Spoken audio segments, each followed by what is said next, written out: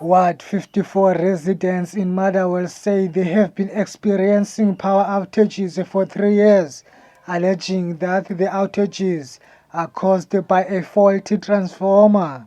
According to them, they have currently been without electricity for 3 months. They say they have lodged numerous complaints, but nothing has been done to rectify the situation. It's been 3 years sinengxaki nombane. Ubaba lo bisho uyayazi lonto MMC uyayazi lonto ngubani uziyanda. Kudala lento ke siyireport. Kudala it's been 3 years now ngoku sihlela 3 months singenawo umbane pha. Ucimile. Into abayenzayo basinika itransformer ndiyazi noba bazithatha apha itransformer basinika zona. Zitransformer ezingalayitiyo kubili neketile le yamanzi. Kukho abantu abangalayitiyo silayiti sonke phofu. Kodwa ke into besiyicela sisizele apha thina sofuna umbane. Uba kanti umeya akasikhathelelanga ngenxa yoba siyi-informal settlement yaselinge lethu 1 e-NU 21 Ward 54. Uba akasikhathelele makatsho. Kodwa nangoko sihlala kwi-informal settlement siyavota. Singabemi balapha eSouth Africa. Into ayenzayo ngoku yena unyhasha amalungelo ethu because it's the basic human right uba masibe nawo umbane. Safakela umbane sawulwela lo mbane ukuze sifakele kwezi ndlovu zaka Ward 54. Sawulwela e10 sawufakela umbane. Safakela itransformer eziyi2 kumatyotyomba 1 point. Indlovu ezifika emva kwethu ezinababosana ama 400 nto nose bane transformer ngayi4. Thina sinengxaki ngoku yombane yowelwa ngumbane every now and then. Sikule ndawo nje asinambane abantwana bethu asivasanga nathi sikule ndawo sithela nawe nje.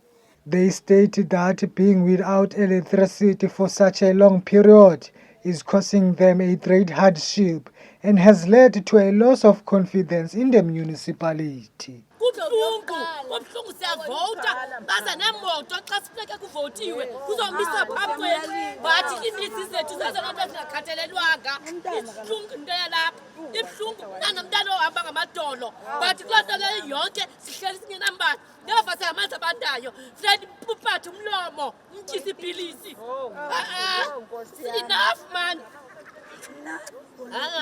akwanele kungapha kwamlingo kasathana kunjena singabantu nathi sifuna sifuna uvoywa because siyavota apha.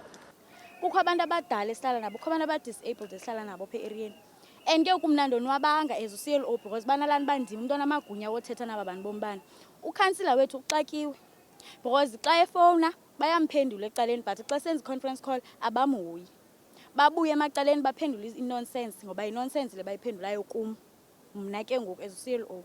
So silapha nje sizonyathela okugqibela ngoku ngoba I think ngokugqibela umeya andiyazi ke basoyekanga namhlanje bani ngoba naye kuthiwa out of town. Mayoral Committee member for Electricity and Energy Ziyanda Mqokoyi says the power issues in the area are caused by illegal connections. However, she notes that the municipality is doing everything in its power to ensure there are no recurring power outages in the ward. Bakhalazela itransformer yayifakiwe yablasta igqitha kufakwa yamoshakala because of illegal connections as popular informal settlement here.